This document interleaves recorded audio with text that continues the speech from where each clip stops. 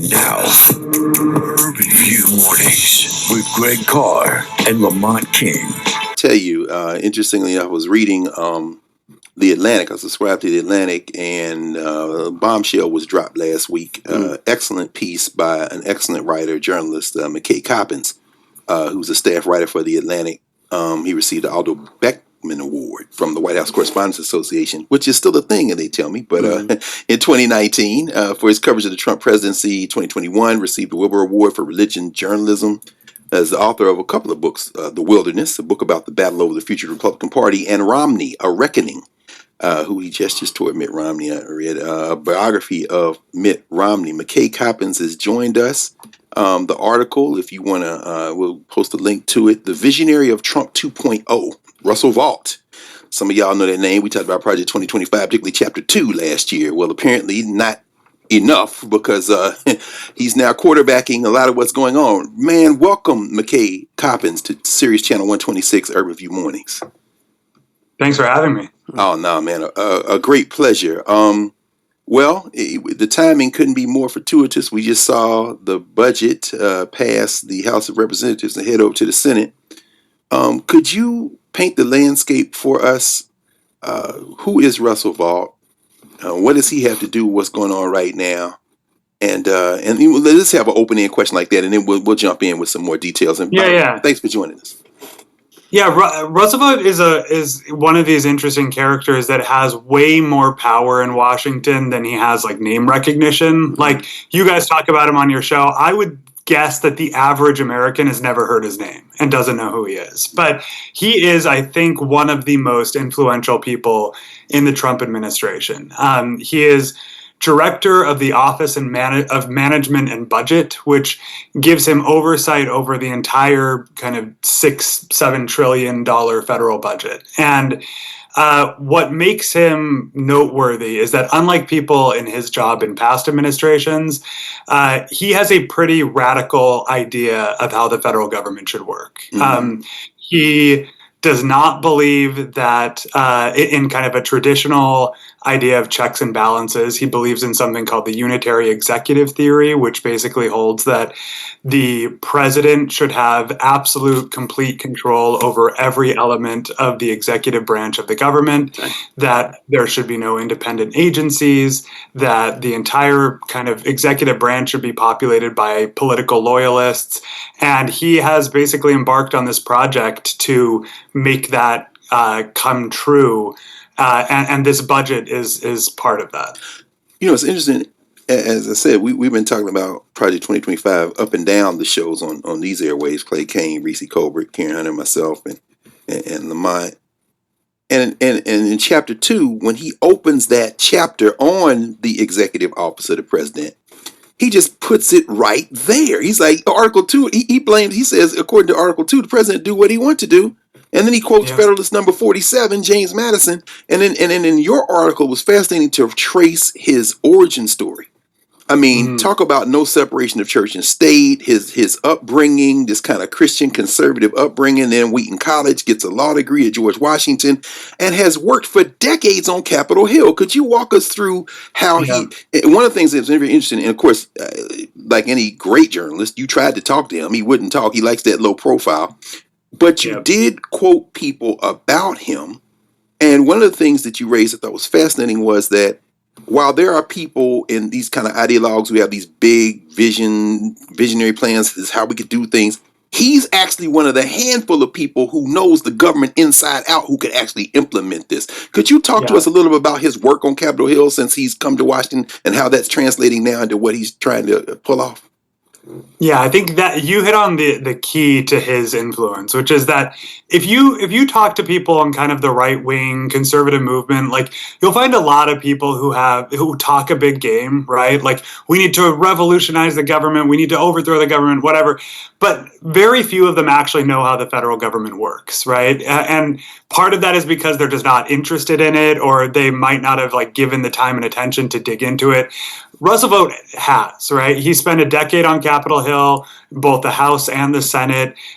He ended up being the policy director for the Republican Study Committee, which is kind of like a proto-freedom forum, like the right wing of the Republican Conference.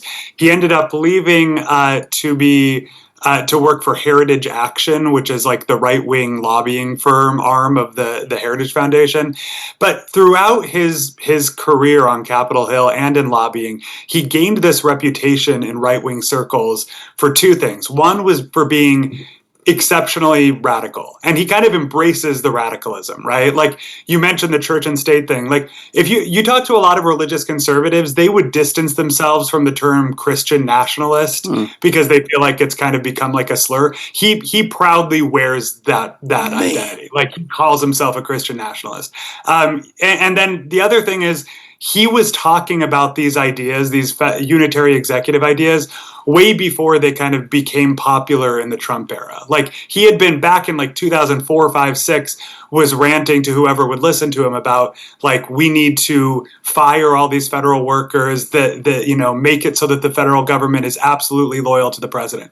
But the other thing that he earned a reputation for was actually getting into the weeds, and like he had this really wonkish persona where like he knew how to manipulate the levers of government to get what he wanted. And so he was kind of the perfect person once Donald Trump got into office to be in this job, which is really a low profile job that can be used to wield an immense amount of power if you know how to do it. And so he actually had this job in the first Trump administration, and in the second Trump term, he has kind of torqued it up and figured out how to really get his way, in part because Donald Trump has become obsessed with this idea of the deep state and deconstructing the federal bureaucracy, and Vought has kind of become his right-hand man in that project. Do you think this is why, and there was some talk before he appointed his chief of staff, that Vought might end up being chief of staff, but do you think this was strategically a way to get him where he needed to be without having his profile raised to the point that the McKays of the world wouldn't put a target on his back? You know what I mean? Yeah, no, I think that's exactly right. I mean, the way that Trump has ended up doing this in the second term is he put this woman, Susie Wiles, as chief of staff, who's kind of like has a reputation of being kind of like a normal Republican operator. She like gets along with polite society in Washington. And so he put this sort of not moderate, but respectable face on his White House by putting her in charge, but then put Russell Vought in this position of arguably even more power. And he is a radical ideologue. He calls himself a radical. He calls his project radical.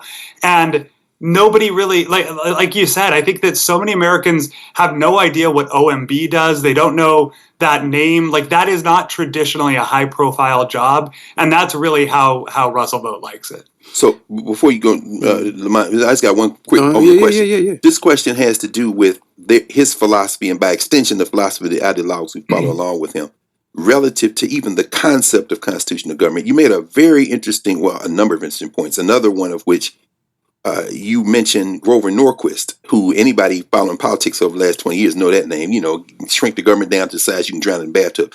But you make a distinction between what Norquist is talking about. Are we correct to say that this guy wants to destroy the administrative state? Or is that... Yeah.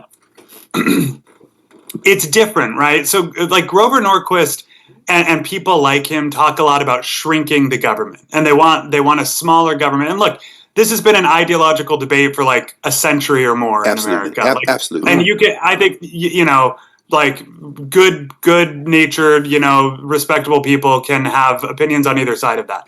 Grover Norquist was pretty much on the extreme side of really wanting to dramatically shrink the government. But Russell Vought wants to go further than that, because he doesn't just want to shrink the government. He wants to transform the very nature of the government, right? So like he does, and right now he's making common cause with a lot of those kind of small government libertarians, because he's the one, writing these budgets that call for massive cuts to all these federal agencies. And they like that, right? Traditional small government conservatives like that. where I think it's going to become more controversial is that the next step of Vought's plan is then to refill a lot of those positions with just Trump loyalists, right? This was So this he was the doesn't Schedule F they were talking about in Project 2025. exactly. Schedule F, That's Schedule his F. idea. That was his idea. That's his brainchild. Exactly.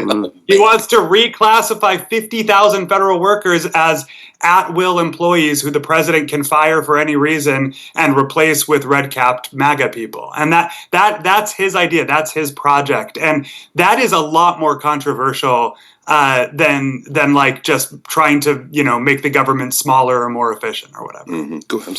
Now, you just kind of tapped into where I was going about the 100-year debate, ideological debate. So, from a bird's eye view, it seems as though this administration, people like he or people like him and he and others are getting done everything that they want. Everything is working, right? What was it, or how did we get to a place where they thought and knew that it would work? Yeah.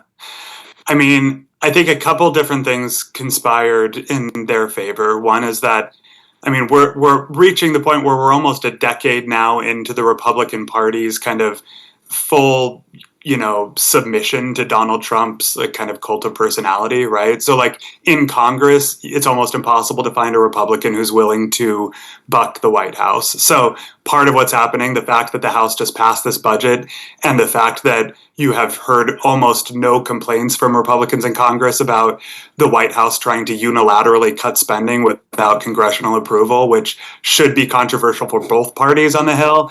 I think that just speaks to the fact that Trump has kind of completed his conquest of the GOP.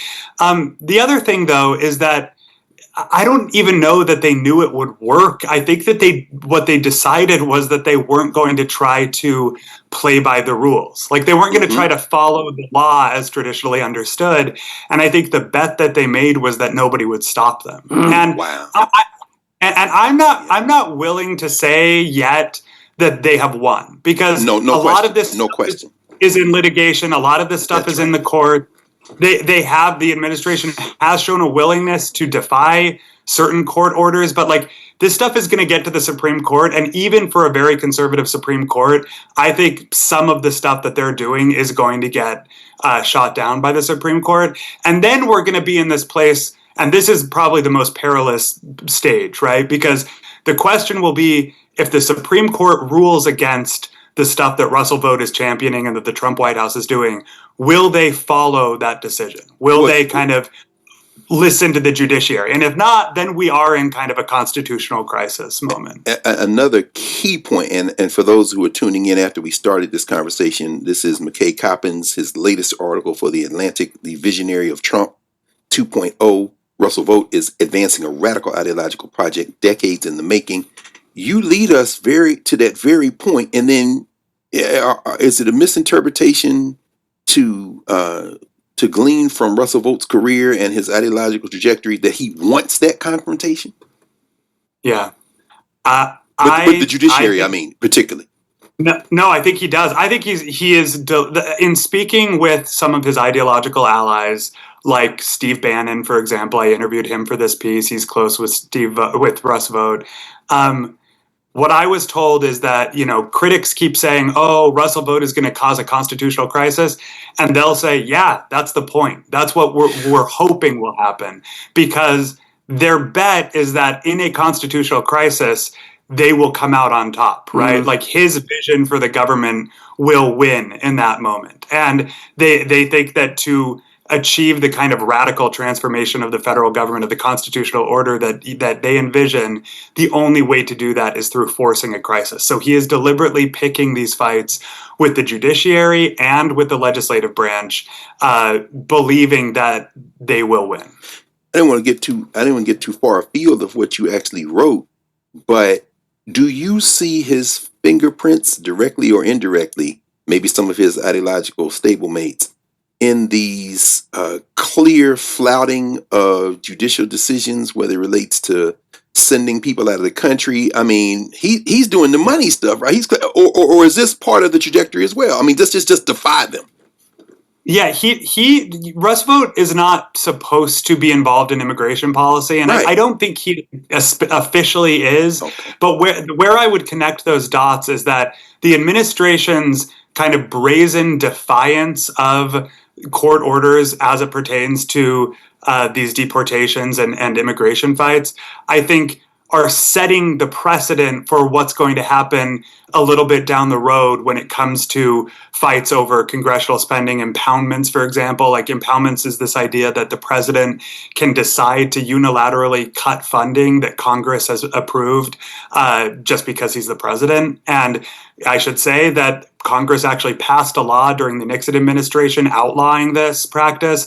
The Supreme Court has called it unconstitutional, but Trump and Vought have both said that they believe it is constitutional and they're going to do it. And so if they do, again, it'll get back to the Supreme Court, and they've now set this precedent that they're saying, look, the courts are trying to impede my presidential power. It's my right to push back on that. And I asked one of these sources, if the Supreme Court issues a ruling, makes a ruling, a decision that the president considers unconstitutional, what will happen? And the source said he'll have to defy it. He's going to push back. He's not going to follow it. And again, that is the real kind of crisis moment for separation of powers and the constitutional order as we understand it today. I love these lawyers who think that the law is a real thing.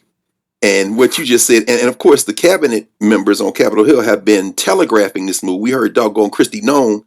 They say, like, the area of belief neutralizes an opinion, a precedent. We just believe that it's not. But the law there is no law. We just believe that. So let me ask you this, because this is a broad question as it relates to the ultimate vision.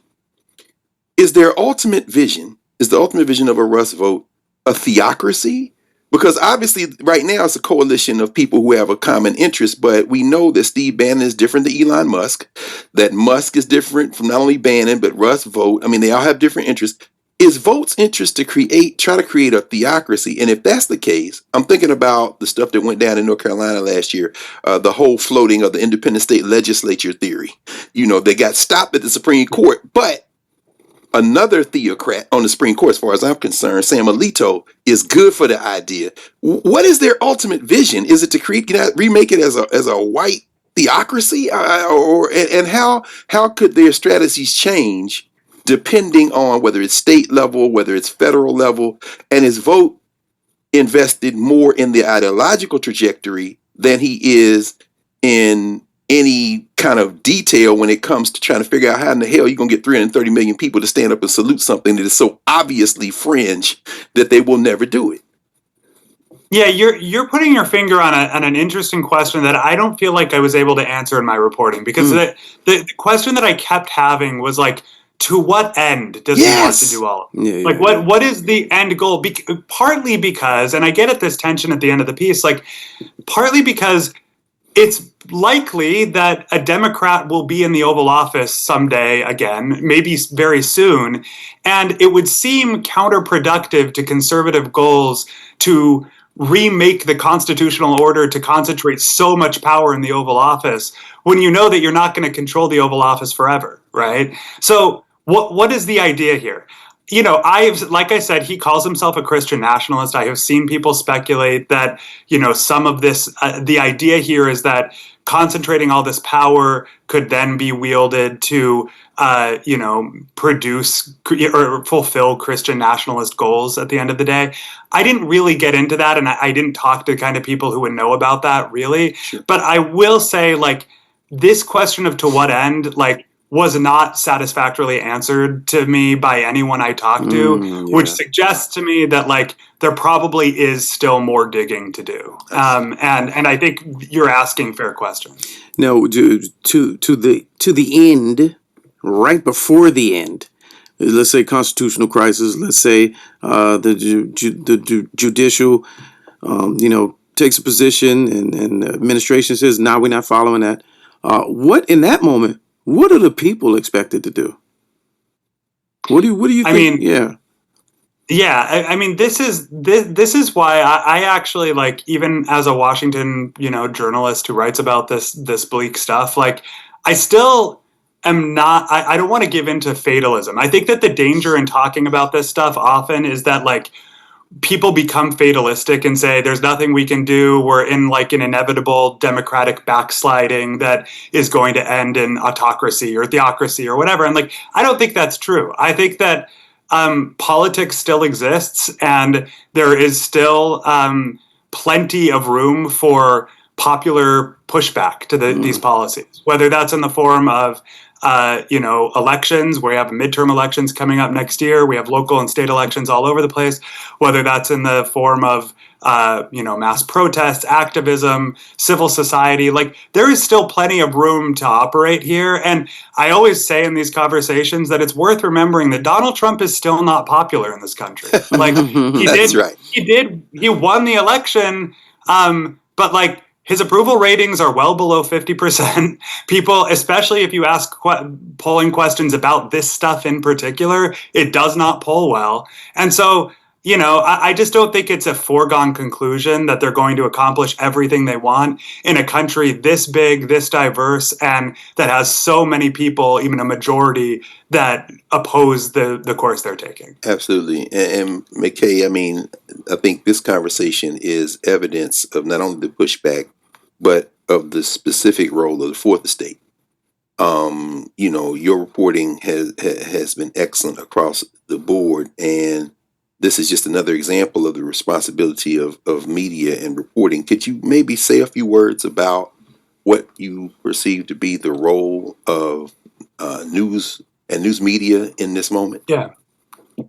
Yeah, no, I appreciate you saying that. I mean, I obviously, as a journalist, my bias is toward journalism, and the fourth estate, I think, is important. And, like, I think one of the things that is really worrying to me are these signals we've seen from major media companies that not the journalists. I think the journalists have remained committed as ever to the mission of telling the truth, explaining what's happening to the American public. But I think a lot of the bosses, the owners, the boards are kind of getting a little scared, right? They're getting skittish. You see them settling lawsuits with the Trump or with Donald Trump. You see them looking for ways to cozy up to the administration. What's happening to the Washington Post, I think, is a travesty. And I would just say, like, I think that stuff is hard to break through in the way that some of this other stuff is. Like, mass deportations are really, on a vivid human level, going to grab more attention and generate more sympathy than layoffs at the Washington Post. And I think that's totally fair, and I get that, and it's right, frankly. It's a humanity thing. But I would say, like, a free and fair independent press is vital to the functioning of this whole system. And so the more that your audience, your listeners, are, everybody who is civically engaged can try to keep paying attention to these battles over press freedoms and try to show their support for press freedom, I think the better off we'll be. During the story that you did, do you find that your job is getting harder? Yeah. I mean, this story was especially difficult to report. Like you said, Russell Vought wouldn't talk to me. That happens sometimes. I was surprised by the degree to which people who had traditionally been sources of mine, willing to take my phone call and talk to me, were wary of talking for various reasons. I think that in general, the kind of overtly hostile position the administration has taken toward the media has just made it harder for journalists to do their jobs. Like, I don't see myself as at war with the Trump administration. I don't think that that's the job of reporters like me. There are, like, advocacy journalists and crusading opinion journalists, and I think that there's a place for that. I'm just trying to find out what's happening and explain it to people. Right. And, like, they do not want me to do that, And so that has made my job harder, for sure. Wow. Well, that's why we have you here, and it's not just our audience, it's your audience too. That's why we're elevating the game here. We want to make sure that we not only support you, we support truth telling, speaking truth to power, doing that kind of work. and the solidarity that will enable you to have less pressure in doing that. So you can just do your job, which in the case of the visionary of Trump 2.0 was an excellent one. So McKay Coppins, staff writer for The Atlantic, thank you for joining us this morning. And hopefully, you get a chance, you'll come back. We'll check in from time to time. Anytime. Thank you so much, guys. Of course. Appreciate it. Thank you. Appreciate it. Back Bye. in a moment. More from Urban View Mornings after this.